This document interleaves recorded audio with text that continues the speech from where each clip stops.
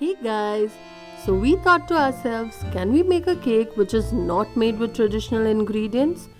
A spongy, moist and soft cake has eggs, which make the cake light and airy. Vegetarians use milk and curd to get the same result. And then there are vegans who use flax seeds. So we went ahead and did our own little research and came up with a recipe that uses none of these ingredients without compromising on the texture or taste of a great cake. Yes, you heard it right. Not only is this an eggless recipe, but we aren't using curd or milk either. So what did we use instead? We used drinking soda. That's right, carbonated water. We weren't sure if the cake would still puff up. It was our first attempt at this recipe. Watch till the end of this video to know whether our crazy experiment was a success or not. Let us know in the comment section below whether you think adding eggs make a difference to the texture of the cake or not. Let's begin with greasing a 6 inches cake tin with some oil or butter and then line it with parchment paper.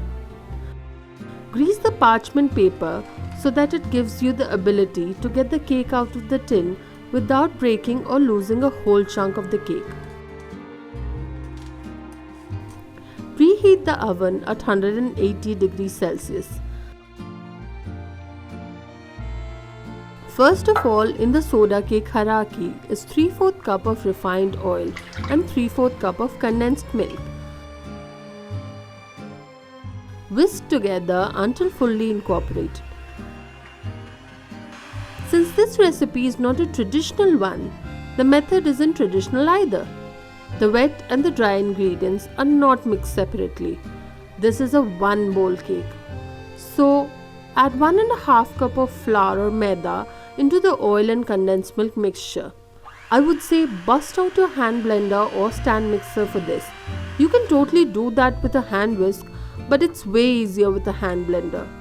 Add the flour in 2 or 3 batches in order to avoid lumps. Whisk together until homogeneous and no large lumps remain. Just make sure you don't whisk it for more than 2 minutes.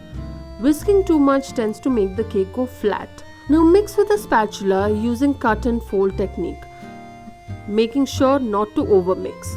Then we come behind with half teaspoon baking powder, half teaspoon baking soda and a pinch of salt. The baking powder is going to help the cake puff up a little and give it some body. The baking soda will help us give a nice deep brown crust. Mix together until good and combined. Add in a tablespoon of good quality vanilla. Mark my words people, invest in some really good quality vanilla. You will get high quality desserts in return. To put it simply, the taste of the cake is directly proportional to the quality of the vanilla.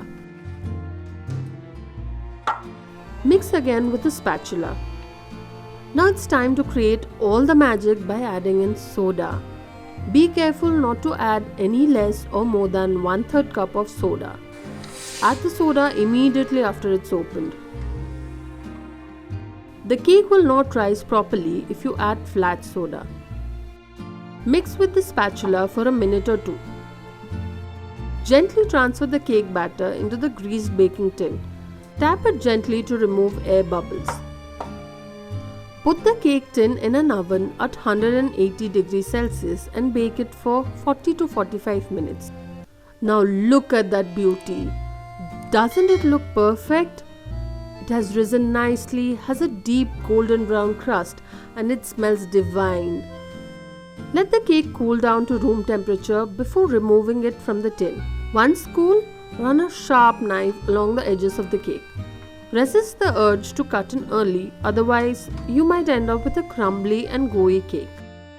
Gently flip the cake on a plate and carefully remove the parchment paper.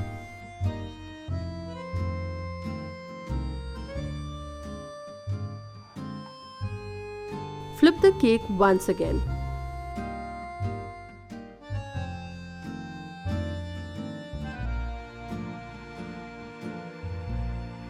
Now when the cake is ever so slightly warm, cut it into generous pieces and drizzle some chocolate sauce over it.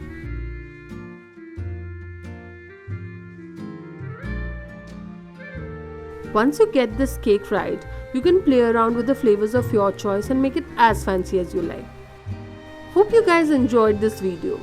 Give us a thumbs up if you found this recipe interesting. Have a great day. Bye-bye. If you enjoyed this video, please like, share, subscribe, and comment down below what food we should make next. Have a delicious rest of your day. Bye!